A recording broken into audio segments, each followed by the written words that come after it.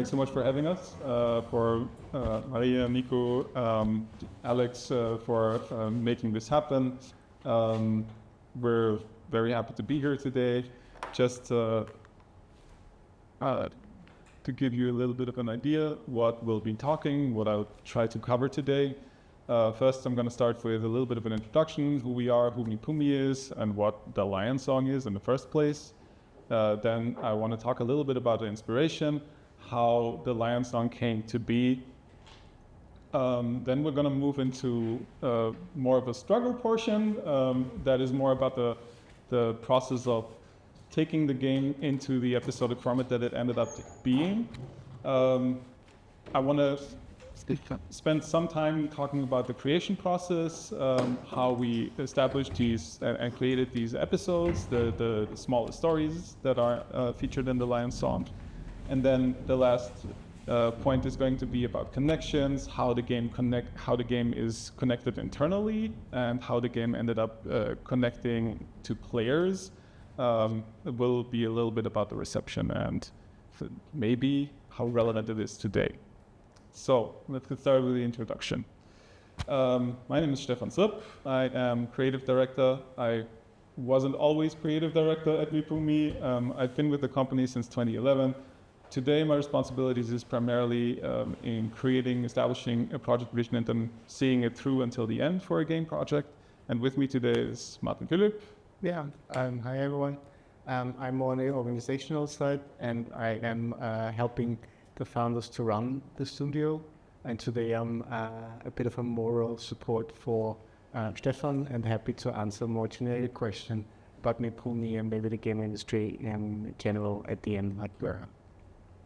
So what is Mipumi Games? Mipumi Games is a game development studio based right here in Vienna. And around Praterstern is our office. We are about 50 people as of today. That makes us one of the bigger game development studios in Austria. And we are primarily working or help work titles, bringing titles into into reality. Titles like Indiana Jones and the Great Circle as one of the more recent examples, or we help maintain and build on games like Lords of the Fallen as another recent example. And sometimes we also create games of our own, like the Lion Song that we'll be talking about today. Now, something to preface this whole talk. This game was originally released in 2016, and then the last episode was released in 2017. So it's been a while. We're also a little bit rusty when it comes to talking about the game. There's some stuff I don't even remember at this point. But the Lion Song is a narrative point-and-click game. So you have your little mouse cursor, you click around the scene to move your character and just interact with objects, look at them. It's a narrative. So it's this narrative game. It comes in this pixel art style. It's set in Vienna and Austria in the early 20th century. And it's an episodic title, meaning there are 4 episodes across which the whole story is being told. Now, in a regular episodic format, you would just go episode by episode. So you start with 1 and then move on to 2, 3, and 4. However, in the Lion Song, there's something that is special about the game. You can play the first 3 episodes in any order that you like. In each of these episodes, you'll make choices that have effects on the other episodes. So you could start with episode 3, then move on to the first one, and then finish on the third one, and then move to the last episode. But it's really up to you. The choice that you take, the choice that you make in any of these episodes will have effects. And so even if you play one and then revisit after playing another episode, things might have changed in that episode. So again, you could start with the one that is about a mathematician, or then move on to the composer, and then to a visual artist. So that's what the game is about. It follows the individual stories of 4 different protagonists, and throughout these 4 episodes tells an overarching story. I'm going to show you a brief trailer that just contains a little bit more, stuff.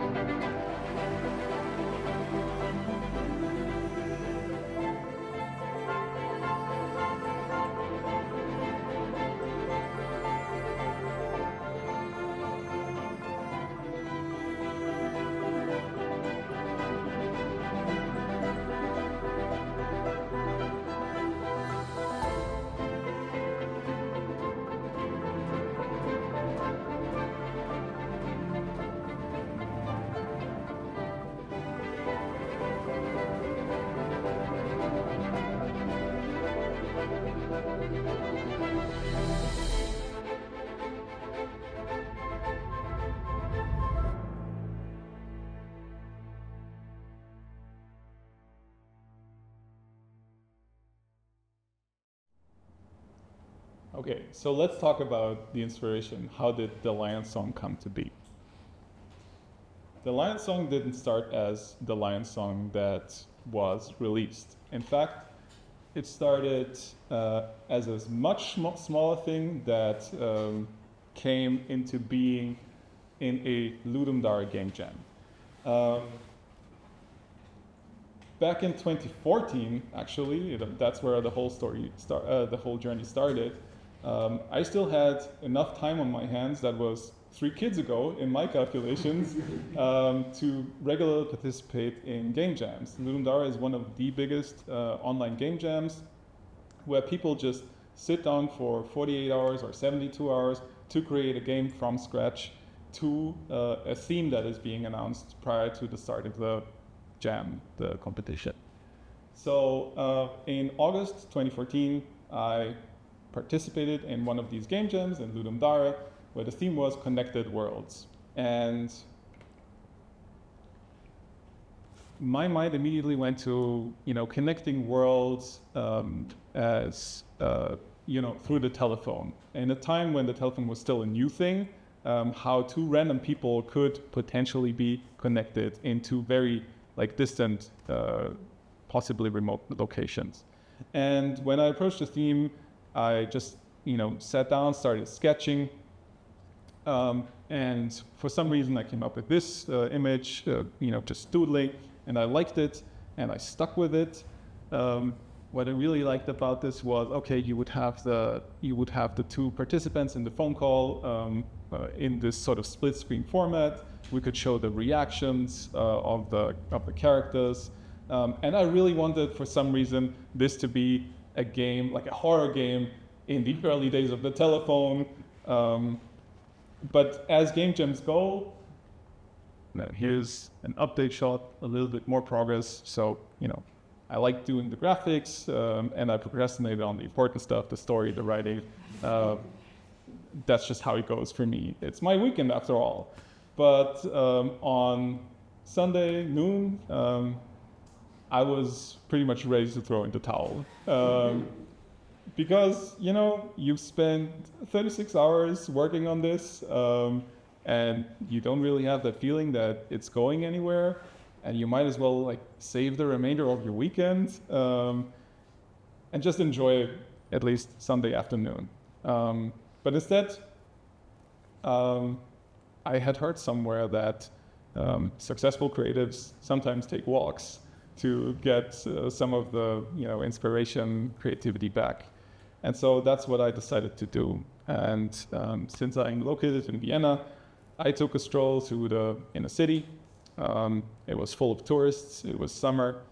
And when I walked down the streets and tried to sort of empty my mind, I was thinking to myself, what do these people, like, what do tourists see in this city? And to many, I think it's, beautiful, of course, but Vienna represents the city of music. And I was, like, creatively in a bit of a, like, predicament. I didn't know really where to take this, and somehow in my mind, these two neurons connected of, wait a minute, what if, composers, do they ever feel like this blank slate thing? Where do they get inspiration from? And ultimately, that's what inspired the story for the Lion Song. So I went back home. I spent another 24 hours on it, and eventually created a game that was very much, very close in terms of tone, theme, to what ended up being the first episode for the Lion Song, where it's a struggling composer. She goes to a very remote location somewhere in the Alps to, in silence, finally find the focus and the time to write her masterpiece. But in silence doesn't find anything remotely inspiring until the phone rings. And this Deus Ex Machina moment, she gets inspiration from a very mundane conversation with a random stranger, and finds the inspiration to write the nominal Lion Song. So the process was a bit bumpy, creating this game jam version, but I made it to the finish line.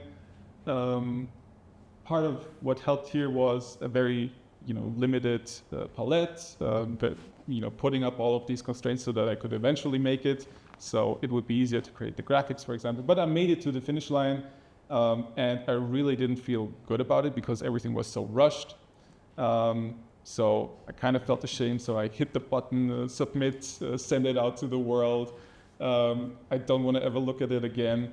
But the way these game jams go, it's quite interesting because the people who will ultimately judge your creation are creators themselves.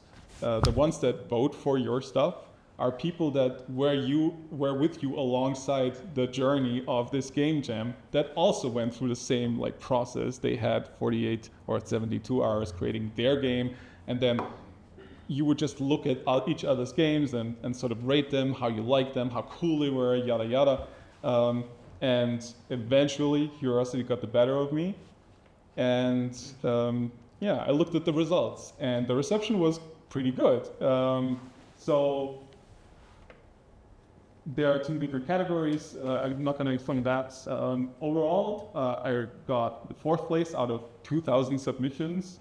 It was rated very highly on the mood category, and then also on the graphics. So I was pretty happy. Felt really good.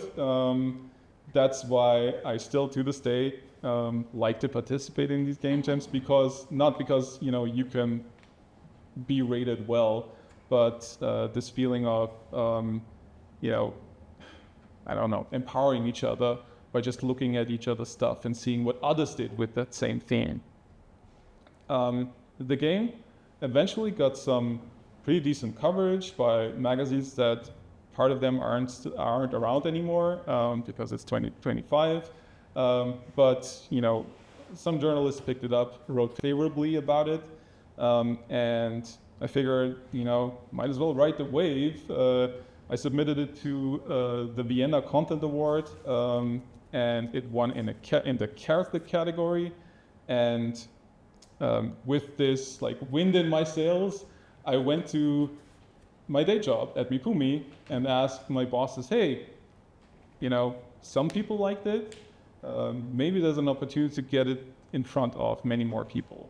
And back in 2014 or 15, I don't even know anymore, Steam Greenlight was still a thing. So Steam is a digital distribution platform, and back in the day, they had a process where you could submit a game, and then the players that are on this platform could vote on which of the games can make it on Steam. That's not around anymore. These days, it's much easier to get your game or any anything onto Steam. But back then, that was my goal. Okay, we have this like small game jam game. We're going to put this on Steam for free. Players can enjoy it, and we can put the Mipumi tag on it. But my bosses didn't like that. They wanted to go further. They wanted to make it an episodic game. And this is where we come to struggle. Because the first episode was about the composer, Wilma, who is like trying to write her masterpiece. And at the end of the first episode, she does. And I was kind of wondering, okay, where can we take the story? Now that, that's resolved, we could do like more about her background, et cetera, et cetera. But I didn't really feel comfortable. I didn't have the experience writing something like that, a longer story.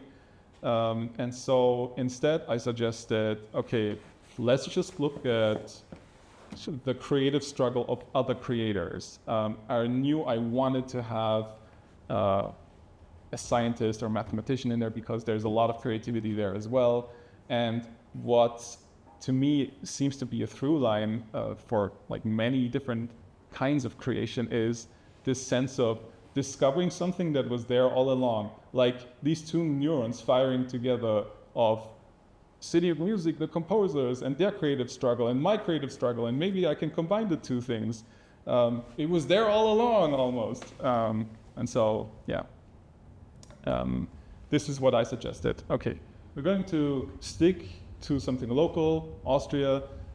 We are going to tell a couple of different stories across, each gets their own episode about Austrian artists and scientists. An episode would be 30 to 90 minutes long. And they should all tell an overarching story because that's always cool and is a nice payoff for players. It all comes together in the end. It's easier to claim this in a pitch, by the way, than actually writing it. I wanted to focus on Austria as I felt this was a unique setting, and in my discoveries had at least this touristy appeal. So might as well roll with that. And because they were separate stories, distinct stories, I figured, hey, maybe we can just give the choice to players which one they want to play first. Maybe they like the scientist better or are more interested in that. And in one of those meetings, to be fair, I don't remember exactly how this went down. Someone said, Wiener Moderne, Vienna 1900, which prior to making the Lion Song, I had little clue about. But it's actually where a lot of the, I think, touristy appeal comes from. Ultimately, many of the, most famous buildings, the Ringstraße, are direct products of that period of time. What's so cool about this period is you could, go to a cafe and then meet probably one of these people without knowing that these are these people. It wasn't entirely impossible to meet the likes of, I don't know, Wittgenstein or, Meitner or Klimt or Schnitzler. These are all people that were creators, that were active at that time. And what's so beautiful about it, and this is sort of a theme that we try to pick up on, is they undoubtedly inspired each other. The works that were created during that time, psychoanalysis, I don't know, the paintings of Klimt were inspired by, the discovery or the creation of the microscope, all these biological organic patterns. There's so much cross-semination happening in this time, in this brightest of times or spots in Austrian history. So that was really intriguing, and that proved a super good setting for telling stories about creativity. And just to show how crazy of a time it was, I would actually like to read a passage of Florian 1913. I'm going to go back to this image, and I'm going to read this in German. And while this doesn't talk necessarily about creators and has more of a political angle, I think it shows the craziness and the gravity of what happened in these years, or who was like present at the same time. So here goes. Stalin verlässt sein geheim gehaltenes Versteck in der Schönbrunner Schlossstraße Nummer 30 bei den Trojanowskis nur selten. Er ist komplett damit beschäftigt, seinen Aufsatz Der Marxismus und die nationale Frage zu verfassen. Ein Auftrag von Lenin. Nur ganz manchmal, am frühen Nachmittag, verdreht er sich die Füße im nahen Park von Schloss Schönbrunn, der kalt und wohlgeordnet daliegt im Januarschnee. Einmal am Tag gibt es eine kurze Aufregung, wenn der Kaiser Franz Josef das Schloss verlässt und mit seiner Kutsche in die Hofburg zum Regieren fährt. Unglaubliche 65 Jahre, seit 1848 ist Franz Josef jetzt an der Macht. Der Tod seiner geliebten Sissi hat er nie überwunden. Bis heute hängt ihr lebensgroßes Porträt über seinem Schreibtisch. Der greise Monarch geht gebeugt die paar Schritte zur dunkelgrünen Kutsche. Sein Atem hinterlässt eine kleine Wolke in der kalten Luft. Dann schließt ein livrierter Diener die Tür und die Pferde traben los durch den Schnee. Dann wieder Stille. Stalin geht durch den Park, denkt nach, es dämmert schon. Da kommt ihm ein anderer Spaziergänger entgegen, 23 Jahre alt, ein gescheiterter Maler, dem die Akademie die Aufnahme verweigerte und der nur die Zeit totschlägt im Männerwohnheim in der Meldemannstraße. Er wartet, wie Stalin, auf seine große Chance. Sein Name ist Adolf Hitler. Vielleicht haben sich die beiden, von denen ihre Bekannten aus dieser Zeit erzählten, dass sie beide gerne im Park von Schönbrunn spazieren gingen, einmal höflich gegrüßt und den Hut gelüpft, als sie ihre Bahnen zogen durch den unendlichen Park. So it's in the reading list, 1913, by Florian Illies, is a really good portrait of that time and who lived and created and existed at the same time in Vienna and across the globe in this year in particular. So we rolled with the Wiener Moderne and we went full on in. We had cameos with Gustav Klimt. We wanted to feature him in the game, his paintings, this person, locations that were just very much inspired by locations as you would find them in Vienna at the time, the Musikverein. We wanted to portray the coffee house culture of Vienna. And then in the German translation, we even tried to, fill it with some Austrian vocabulary and the contractions that happens in when nosy waiters tell you that, you should just sit down. Right. So Viennese Modern as the backdrop for the Lion Song, a game that was going to be created as 4 episodes. Now I want to talk about episodic releases and what that means. And we're still in the struggle category. So just as a recap, we had to think about how can we expand on this game jam game, this very small, short story game, into something bigger, follow like individual creators in each episode, tell an overarching story. Now, how do we go about creating these episodes? When we started, first it was about creating episode 1, so expanding on it. So because episode 1 at the time was about 15 to 20 minutes short, and the goal was to get it to 30 to 90 minutes. So that meant doing more writing, creating more scenes, and we did that. Then, what sort of snuck up on us was that we had also to write the other episodes. Obviously, we didn't have the first clue what these were about. We knew that we wanted to create original protagonists and not retell the story of Chile or all of these other personalities. But personalities nonetheless that might very well fit in that period of time. That was the goal. So while creating the first episode, we also had to write the others. And another thing that comes with episodic releases, we wanted to, at the end of each episode, already foreshadow what the next episode was going to be about.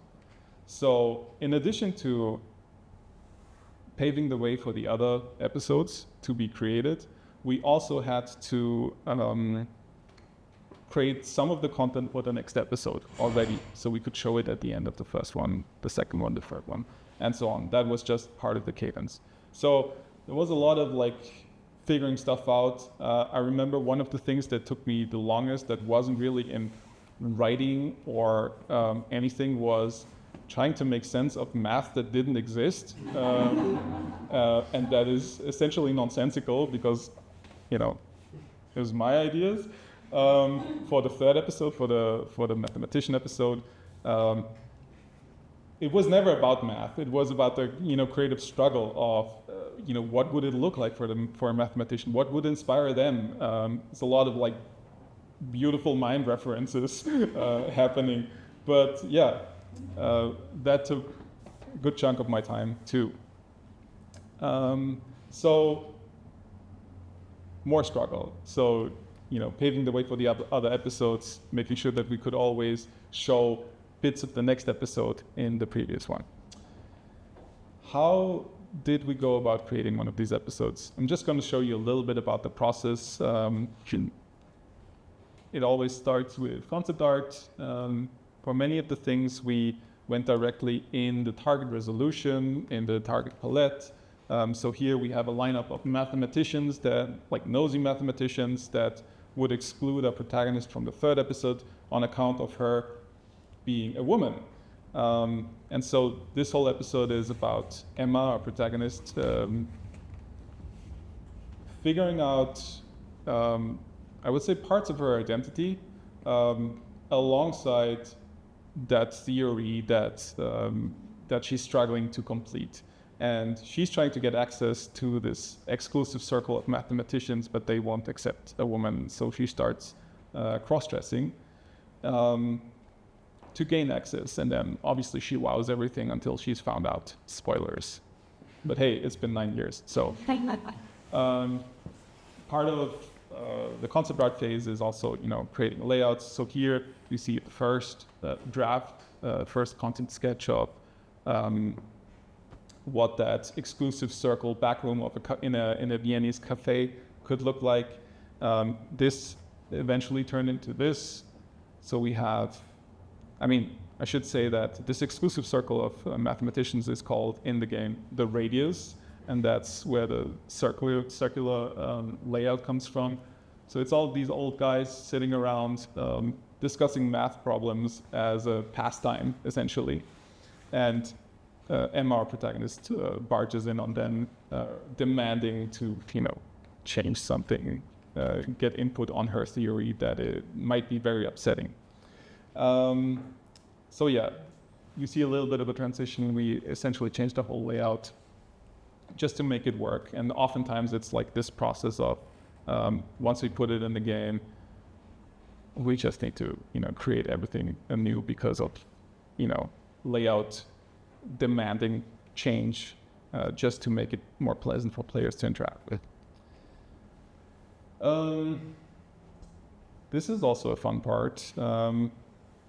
When we created the episode, we tried to map out all the screens, all the scenes based on the script that we had written, so we would get an idea of how much content we need to create. So next to each of these like little thumbnails of scenes in the game, you would see what are the things that are still open, what are animations that we need, what are VFX that we need, stuff like that. And then I can show another evolution of one of these backgrounds. And we picked the one from episode 3, where our protagonist is in the University Library as she works there as a librarian. This is where it started. And then what would happen in the scene is random strangers come in and ask for, a particular book, and you can help them along. So this was the first mock-up, and this is where we took it, essentially. And this is then the inspired state where she tries to make sense of something. And another example, this is an inner city scene. This is where she is, for the first time, inspired to potentially gain access by cross-dressing, by dressing as a man. because she sees the reflection of her face superimposed on a tuxedo that she sees in the window.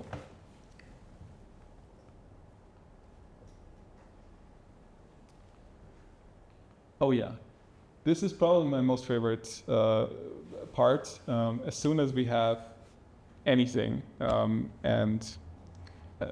have the script, we have like very much skeletons of scenes and, at least one approximation of a frame of a character. As soon as we had that, we would put in the text and we would start blocking out the choreography. So here's from the second episode what that looks like initially. The goal here is we just want to be able to play through a whole episode beginning to end without it looking particularly, interesting.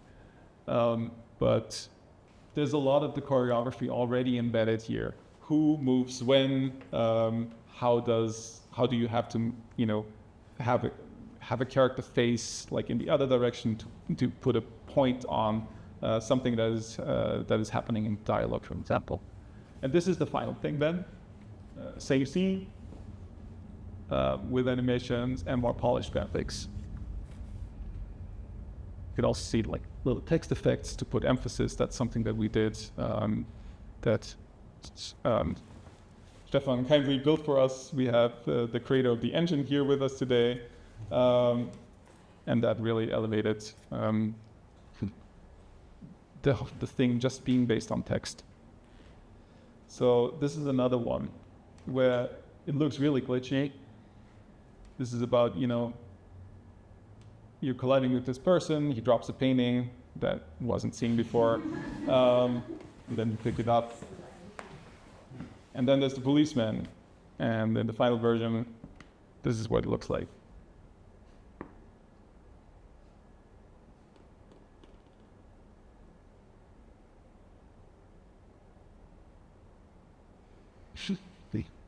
So there's still addition like camera pans, just to put more emphasis to build a little bit the drama of the scene and stage it better. But even in the first version, you have at least the rough parts of the action already in the shots. Right. This brings me to the last part of this presentation, connections. So we've looked a little bit about at the struggle of taking it from a game jam game to like a full episodic game, the struggle of like creating the episodes themselves. Now let's look at this internal logic. I said earlier that you could play the episodes in any order and have choices in each episode that would affect the other episodes. So we were constantly on the lookout while writing and then even when creating the individual episodes for stuff that could be affected, that could change throughout. So here's just one example of one such connection. How you pick the inspirations in the first game, because in the first episode is very much about actually composing a song, and your choices affect what the music sounds like. And then as soon as you boot into the second episode, that same music that you composed plays on the gramophone in the background in the first scene. Or how you talk about certain things pertaining to how you deal with situations as Wilma, the character of the first episode, has an effect of how the painter that is the protagonist of the second episode has painted her prior to any events that happened in the Landstone. And you see that rendition of her on the wall there as his latest painting. There's smaller stuff like who's with whom currently, based on, for example, Wilma's desire to be or not be with a particular character of her background. And that would change who shows up in the back in future episodes. Or in episode 2, we have the possibility to inquire about a special kind of color, because this is, the painter episode. And then in episode 3, when you go to the same market, you see Gustav Klimt inquire about this like special paint that he has heard so much about. And one of the probably biggest connections is the fact that in episode 2, you could actually paint the protagonist of episode 3 and uncover their layers. It's a bit involved what that's all about, but we can cover that in the QA section.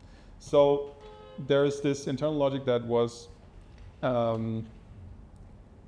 not trivial to build, of this almost a little bit like time warpy, everything changes everything affects everything. And we have like a mild version of that, but it's there. And we even have in the game a gallery of all the connections that you can uncover when playing the Lion Song. So in 2016, when we started working on the game, we also started promoting the game, talking about the game. So we went to many conferences. Actually, top left, you see me and Stefan, the other Stefan, talk at Develop Brighton. So we talked a lot about the game and the creation process. So this isn't my first rodeo. I'm still a bit rusty though. And ultimately 4 times we hit that release button and had this team moment of getting this out into the world to see how it's going to be received. And the cool thing about how we did the episodic releases back in the day was by releasing the next episode, you could see the reception and immediately get feedback, get the goodwill of a player base that apparently was there. And that was sort of a boost for creating the next episode. That was really, really good. I'm not sure that is still possible these days on Steam, but we were very fortunate back then. And it was always like a very exhilarating moment to finally hit that button and release it out into the world. Ultimately, the Lion Song was received really well by the people that played it. It went on to win a couple of awards. We decided to still keep the first episode as sort of an entry into this world as a free thing, which proved to be a very good choice because it allowed more players to experience it and then decide for themselves, is this the kind of game that I want to see more of? And if so, they can just go and purchase the next episodes. So the reception was very positive. Many players liked it. Many players dropped us messages how they enjoyed playing it. You can see it in the comments on Steam still. And I dare say it even touched a couple of players really deeply, which is always, the best as a developer. And if you can keep that in mind for a moment, I just want to talk about that last episode of The Lion Song. And I'm going to spoil this for you. Because what was important for me to get across in the last episode, how it all comes together, I wanted this episode to talk about how regular people, not the great personalities, how regular people were affected by the creations of these, like, quote unquote, great minds. That was so important, especially since that brightest of moments in Viennese or Austrian history, some consider it as that, came to a screeching halt when the First World War started. So this is also like how this whole game ends. You have all of these amazing creations. It was all for naught because, people just went on and killed each other, sorry. But that's not the full truth, obviously, because the artifacts endured. We still get to look at the paintings of Schiele, and Klimt, and psychoanalysis for those who can afford it. There's a lot there. Some of the entries on the reading list, particularly Stefan Zweig, are really a really good testament to that time. So the artifact endured, and so did our artifact that we created, that talks about the past today, and will at some point be past again. 9 years ago, we created this game, and in the first episode, you create the nominal Lion Song, you, the player. But this was obviously a composition that a real-life composer created, and that went on to be played by a real orchestra. In November of 2020, the WDR Symphonieorchester played the theme of the Lion Song, and it's kind of mind-boggling, a fictional composition that obviously existed, making its way into a real-world opera house or a real-world theater house. I don't even know where it was played, unfortunately. It's so interesting how it came back, and created yet another artifact that is going to endure. That's mind-blowing to me. And even today, we are close to here somewhere, I'm sure. And with support of the University Library of Vienna, we're here to talk about a game that is also set in the University Library of Vienna, at least some scenes. And we're taking the discourse further, not just about this time, but about the game, about creativity and the creative struggle. That's really interesting. And now we get to have old players and new players experience this game for the first time, for re-experience it again, to listen and play again. And let's hope that many other players will pick it up in the future. There's still people playing it. It's not many, but it's some. And every once in a while, someone will join our Discord, our Mipumi Discord, and say, hey, I really like this, or this really, touched me. And at this point in time, I'm not even expecting it anymore. So it always makes my day when something like that happens. So I want to thank you for, listening to what we had to say, the little, shining a little bit of a light on the creation process of the Lion Song. We're happy to take questions. There's also going to be the possibility to actually play an episode. I think the episode that resonated with most people was episode 3. So choose wisely. Yeah, thanks again. Thank you so much.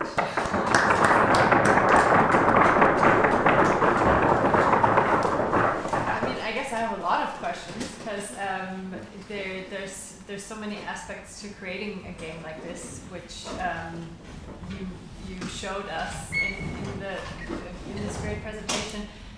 The first question, though, is have you gotten any feedback from mathematicians for your fake math that you created? We have a theoretical physicist on our team, and I had a couple of conversations with him, but I think he eventually dismissed my asking. My brother is also a mathematician, and I tried to have a couple of conversations with him, but I always hit the same walls I felt in these conversations. But it's fine. It wasn't about math in the first place. It wasn't ever about math in the first place. And to people who are trying to interpret this, don't bother. Just try to read what it's actually about. This is much more about Emma discovering aspects of her identity, making sense of that, her own, in sort of her mental palace, I should say, with her vocabulary. And then about the math. Yeah, and those themes so beautifully tie into the historical themes, I guess, that must have been prevalent to people at the turn of the century in Vienna, because it was a lot about discovery of self, at least looking back. That's a theme that one can pinpoint at the time. And the creative crisis is also prevalent for all of the protagonists. I guess, was the journey of creating this game also a discovery of self for you in particular? How you come into your own as an artist? A lot of stuff is obviously taken one to one from my own pool of experiences. But I should note that we were 3 writers, each writing 1 episode, and then we would pass the episode on to the next writer so that everyone could have a pass. Sometimes it was more notes, sometimes it was less notes or fewer notes. There was a lot of content that was cut, but stuff like especially the second episode, because it's about a painter struggling with how much work you should put in, if you're good enough, always trying to be better, that constant gnawing feeling of it's not enough. I think that was a very direct thing I took. Nowadays I know better, I guess. But yeah, it's like a beginner thing, I guess. But yeah, there's a lot of stuff there. Also in episode 3, and also in episode 1. It's kind of cool that the way education is set up today allows you to reach into many of these topics a little, at least superficially, to see what it feels like when you prove a mathematical theorem, for example. There's a beauty in that, and many who enjoy regular education, if you spend a little bit of attention, I would say, can have that experience. It just feels super good, and it's this sense of, oh, I just discovered this thing, and it's so exciting to see how because for me it feels like the first time I'm doing this, right? And what must that have felt like that when this first discovery happened? It's just a super exciting moment. I'm getting excited talking about it. And so that's like this pattern that I was talking about that I think prevails throughout any discipline almost. Sometimes, when you're creating art, things seemingly fall into place and you don't even realize what you have in front of you. And certainly for music, it's very similar. Cool. And for you, Martin, from a studio perspective, how is an indie game, quote unquote, like this, how did this particular title do compared to your expectations as a studio? Like how much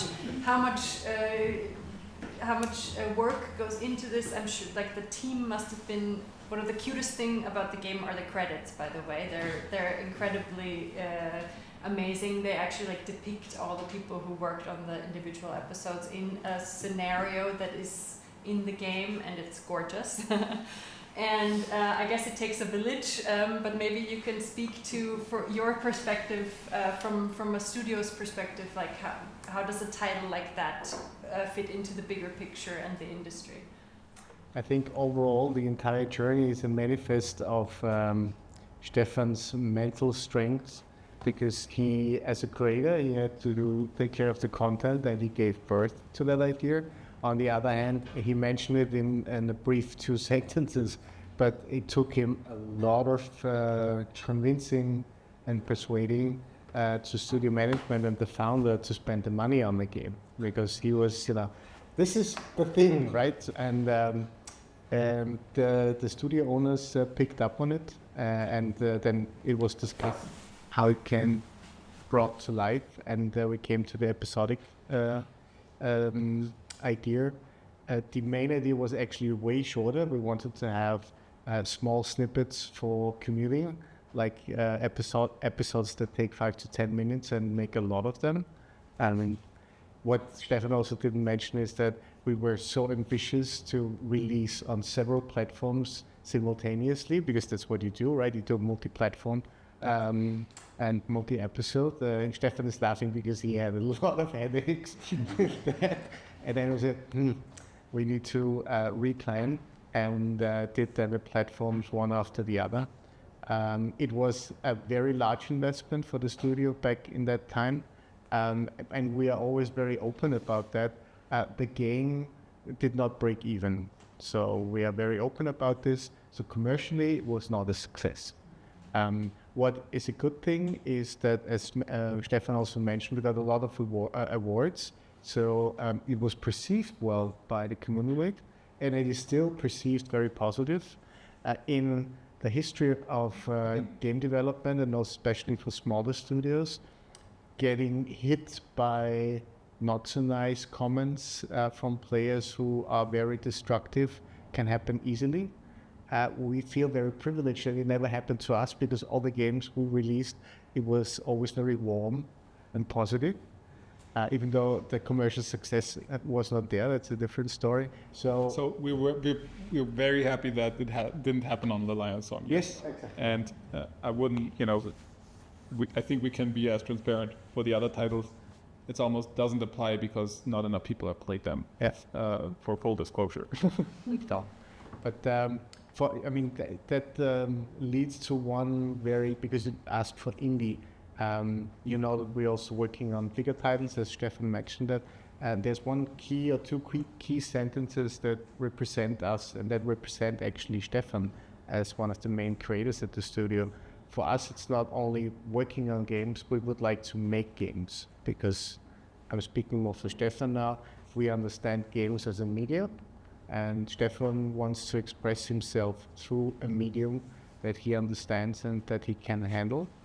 Like other people, like he created a game where other creators using a canvas or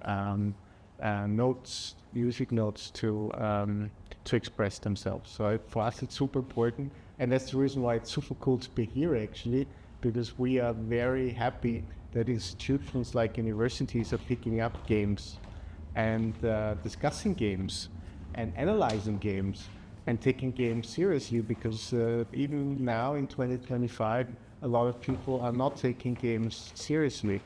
And like literature and other mediums, it's so broad and it's offering so many things.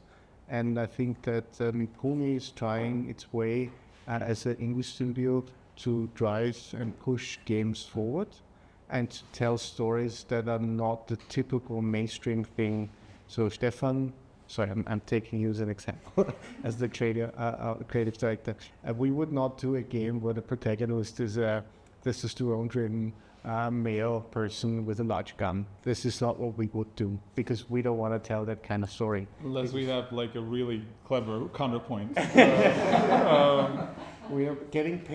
But the thing is, like, from my perspective at least, or from my point of view, there's enough games out there like that already, and there's enough games out there anyway that are very samey. There's lots of games about shooting. Most games are about killing something. Most games are power fantasy, and I'm like desperately looking, even as a player, for experiences that are more nuanced. Like, where are the amazing baking games? I mean, there are amazing baking games for sure, but why haven't we put like the effort into rendering dough really well? But blood we got covered, right? Just like as a very like weird or stupid example, but I think just there's just so much more potential in it, and the fact that it's so success driven, like the industry is so success driven, especially the last couple of years. You either a success or you close the studio, is why we're taking it a little bit slower. We first need to have the stability to allow us to create very risky forays like the Lion Song. It could have worked much better theoretically, because it was in the wake of The Walking Dead, for example. That was an immense success in 2012. And we released the last episode in 2017. 5 years had passed, and I'm not sure, but very soon after, Telltale actually closed. So there was this whole like thing about the viability of this business model in particular, telling stories that way, that was on the horizon, and we didn't even see it coming. Nevertheless, yes, it was costly. I don't take full responsibility for convincing anyone to spend that much money, because remember, I just wanted to get it in front of players, just a game jam game. But I, happily took the offer. It did open a lot of doors for us, and there's just stuff that you can't like weigh in actual money. It established a certain trust in a kind of expertise that we weren't able to prove previously, because we used to be a very tech heavy company, and so no one would approach us about telling stories in games, really. And the Lion Song opened that door up a little more for us. But also just original creativity is not something that, had you looked at Mipumi prior to the Lion Song, you would have expected from that company. Sometimes it's not about selling the painting, but the painting touching a lot of people and making a difference. If there's any questions, sure. Yeah, please. I'm curious, at the beginning you said that the episodes influenced each other in smallish ways. So even the third episode, this was the first episode, I assume? It's been a long month. But if it is the case, I'm very curious that since you have chosen an episodic release schedule, that I would assume most people play the first episode first and the last episode last. Yes. So why did you choose to have them influence each other, like even from the back to the front? Because you also need to be prepared for a time when everything is out there and can be played the way it's intended. I just think it was creatively challenging, an interesting challenge to just try this, because when you don't know the first thing about making something, you just give it a go, and that's often the best thing that you can do, instead of thinking about, oh, is this really worth it? Should we do it? It didn't make a whole lot of sense, but it was just something that we really wanted to do, and I think we got away with it. Do you have data how many people played them out of 1 year? Probably. But yeah. No, just because, if I may, because it hasn't mentioned that, I think it's very important to mention that the first 3 episodes, from a time perspective, are happening in parallel. So these 3 stories are happening at the same time. So these 3 protagonists are strolling around Vienna and living their life and their story, and that's time-wise, it's the same. And that's the reason why you can play it in parallel. And from a game perspective or game design perspective, again, not my super expertise, but it helped to expand on the replayability. That's what Stefan mentioned. You need to also consider when the game is out there as a whole, as an entity, and you would like to kind of give people a reason to return, because from a commercial perspective, as we know, it is most important to keep people in the fantasy, because getting people in the fantasy is the most expensive and most difficult part. When they are in the fantasy, it's easier to keep them there. And obviously everything is way smaller than a large AAA game, but the same logic applies for the reasoning behind choosing the random, that you can play it in a random order, and the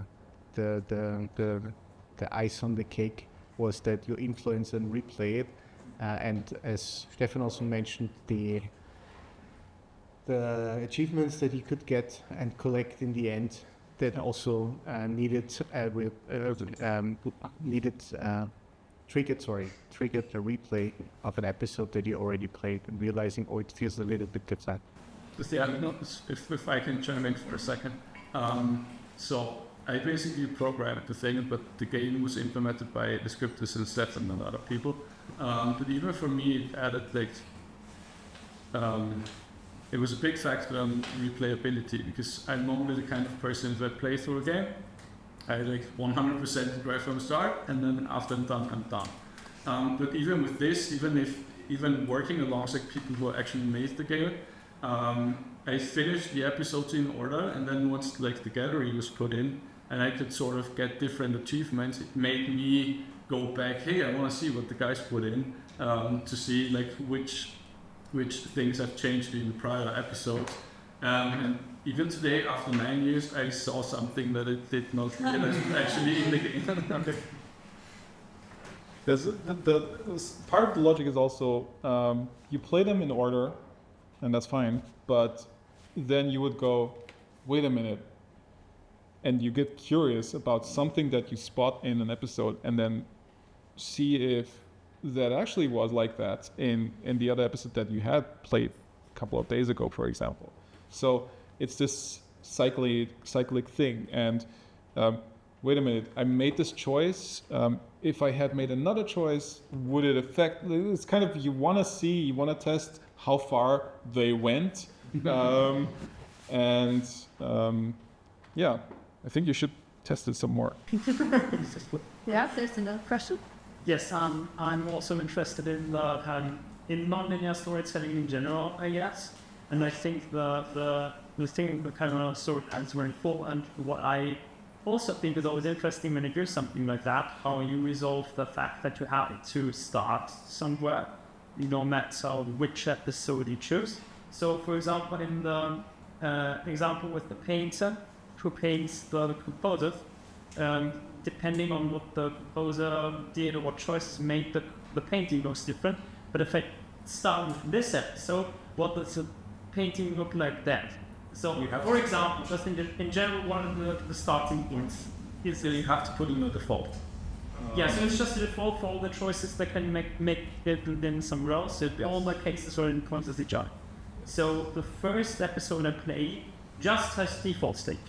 Yes. All right. It says default states, and then that prompts you to go back and say, well, that wasn't the case. Yeah.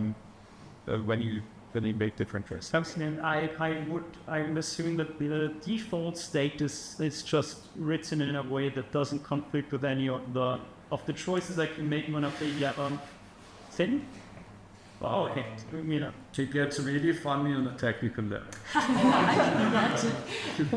Like with safe games and everything, and keeping all the state like so that it's working no matter what you do and where you started. Yes. Like when I don't know who it was, but when they proposed this idea, I was like, Part of the money was, of the extended timeline was the testing, because the decision tree testing that was the most difficult part, to really make sure that everything worked. And that became more complex with each episode that we released. And at the end, actually the ball that we kept rolling, at the beginning it was quite small, and in the end the entire team was like pushing this larger ball that we decided to create. And both Stefans, well, at least the technical Stefan, sometimes was sitting. It's a big thing. But it gave birth to one of the most successful tools that Austria has created, because Stefan has a mastermind. We helped him, or he helped himself, to create something based on the experience that he made here, because he helped a lot to enhance the pipeline and increase the time, reduce the time actually to updates. One of the thing that he's doing is providing real-time tools, and that actually started with the Lion Song. So it's not about opening an engine, changing something, submitting something, and then waiting, because that's what we do in development a lot. We just wait until something is done, and for Stefan that is unacceptable. So came up with a tool where we're talking about real time, like in milliseconds you change something and it's in-game and in-engine. And that helped a lot to improve the process and speed up the process. And that was... So from an authoring perspective, if I may, the way I was used to writing these games in the engine I used previously to our custom solution was you would just script conversations, you would script just any choreography, and with every small change that you did, or you do change in bulk, you hit the compile button, everything compiles down, and then you can experience it. And what Stefan created for us was hot reloading scripts and choreographies. So you do a little change, the movement feels slightly off, you want it to be a little bit different, you can tweak the value and immediately replay the same scene, the same conversations even. Now the text is wavy, now the text is shaky. What feels the best in the moment for this scene was something that was actually vastly enabled for us, made better for us, improved on traditional solutions. So this hot reloading of scripts allowed us to, see what would be sped out on the other end, like what would be player facing. And as Martin said, millisecond. That made it incredibly much better, I would say, to create these kinds of games. Otherwise, it would be a painstaking process. Is there, before we start playing, is there any other question? If not, okay, I guess.